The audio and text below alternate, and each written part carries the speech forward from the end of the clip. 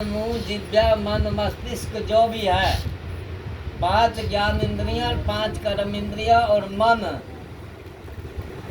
इनको ईश्वर की आज्ञा में बरतना ही सत्कर्म है और ईश्वर के विरुद्ध इन्हें बरतना ही पाप कर्म है और परिणाम इन पर ही होगा, रिजल्ट इन पर ही होगा। हमारा हर श्वास हमारी टाइमिंग है।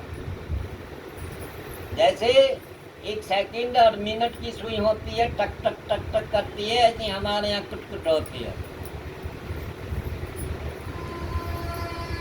श्वास आता है जाता है। आप सोचते हो ये हवा आती जाती है, हम हवा से जिंदे हैं? नहीं। श्रीमद् भागवत गीता में कृष्ण जी ने कहा कि जल के अंदर रस मैं हूं, अग्नि के अंदर तप मैं हूं,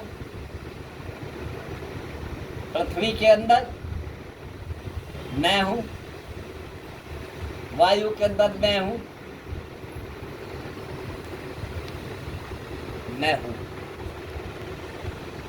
मैं हूं का आई एम शब्द लगा दिया। आई एम माने मैं हूं। अंग्रेजी में कितना आई एम, मैं हूं। तो जो उसमें लिखा गीता में मैं हूं, उसका ये अर्थ हमने लगा दिया, हमने गलती करी। यही बात बाइबल में लिखी है। बाइबल में तो ये तक लिखा है कि जाकर के ये कह देना कि मैं हूं ने भेजा है। स्पष्ट लिख रहा है वचन में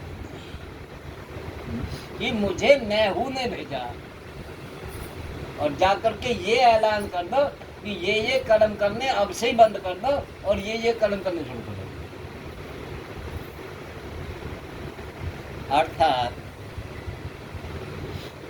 आग में, हवा में, पानी में, जमीन में और आकाश में प्राण है। क्या है? प्राण मिक्स है। जब हम श्वास लेते हैं तो उसे हम कहते हैं प्राणवायु, और जब हम श्वास छोड़ते हैं उसे कहते हैं अपान वायु। अपान को आप, मैं तो बिना पढ़ा आदमी हूँ, तुम पढ़े हुए हो, इसीलिए मुझे अलग बैठा रहता है। अलग बैठा देते ना, तू काम करने को अलग बैठा, तो मुझे अलग बैठा रहता है। अपान और प्राण को जानते हो, वो अप्राण है और वो प्राण है। एक है प्राणवायु, एक है अप्राण वायु। कैसे? जैसे एक चम्मच है, चम्मच लिया हमने, उस पर हमने हलवा रखा, अंदर गया, हलवा अंदर रह गया और चम्मच बाहर आ गई। समझ गए हो? तो पानी में प्राण है, पानी चम्मच है, पानी चम्मच है।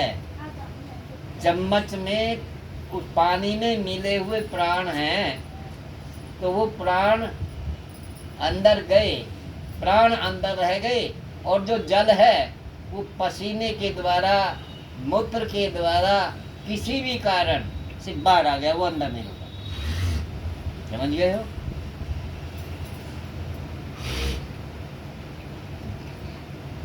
वायु में प्राण है, वायु अंदर गई, प्राण को छोड़ करके वायु वापस आ गई, वो अपान वायु होगी, अप्राण वायु, प्राण रहित वायु होगी। ये प्राणी का 14 प्राणों से जीवित है। अग्नि, जल, वायु, पृथ्वी और आकाश में प्राण है। यहाँ पर भी प्राण घूम रहा है, जिसे हम कुछ भी कहने, और जहाँ प्राण नहीं है वहाँ हम ऐसे बैठ ही नहीं सकते। मंगल पे जाकर बैठ के देख लो।